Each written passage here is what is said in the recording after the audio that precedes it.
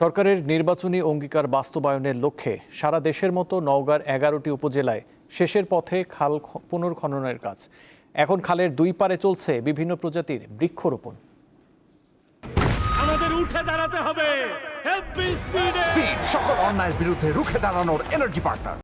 সরকারের নির্বাচনী অঙ্গীকার সারা দেশের যে মরা খালগুলো রয়েছে সেই খালগুলো পুনর্খনন করে স্থানীয়দের আর্থসামাজিক কাজে উন্নয়ন সাধন করা। বিশেষ করে সারা দেশে এখন মরা খালগুলো পুনর্খননের কাজ চলছে। তার ধারাবাহিকতায় নওগাঁর 11টি উপজেলাতে বিভিন্ন যে মরা খালগুলো রয়েছে সেই খালগুলো পুনর্খননের কার্যক্রম এখনও চলমান রয়েছে। বিশেষ করে এখন যে সকল খালগুলো পুনর্খনন করা হয়েছে সেই সকল খালে ইতিমধ্যে পানি জমতে শুরু করেছে। আর অনেক জায়গাতে অনেক স্থানীয় বাসিন্দারা হাঁস লালন পালন শুরু করেছে এবং খালগুলো যাতে টেকসই হয়, খালের পাড়গুলো যাতে বৃষ্টিতে নষ্ট না হয়ে যায়, সেই কারণে খালের যে পাড়গুলো রয়েছে সে পাড়গুলোতে বিভিন্ন ধরনের ঘাস জাতীয় উদ্ভিদ লাগানো হয়েছে। এছাড়া খালের দুই পাড় দিয়ে বিভিন্ন ধরনের বৃক্ষরোপণ কর্মসূচি এখনো চলছে।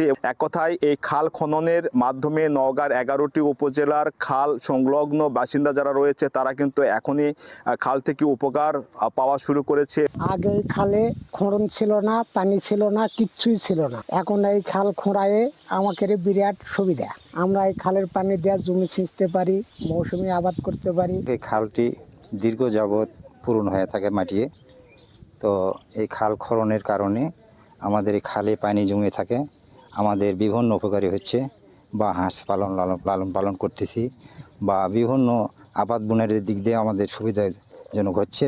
আগামীতে এই খাল থেকে তারা ব্যাপকভাবে উপকৃত হবে এবং আরও যেগুলো খালগুলো ছোটোখাটো জলাশয় আছে, নদীগুলোর আছে, সেগুলো যদি পুনর্খনন করা যায় তাহলে জলাশয় এবং নদীগুলো পুনর্খননের মাধ্যমে যেমন পানির প্রবাহটা বৃদ্ধি পাবে, মাঠের জলাবদ্ধতা দূর হবে এবং জলাশয় এবং নদীগুলোর পাশে যে বাসিন্দাগুলো রয়েছে তাদের আর্থসামাজিক উন্নতি ঘটবে। মোহাম্মদ আব্দুর রউফ, দীপ্ত নিউজ, নওগাঁ।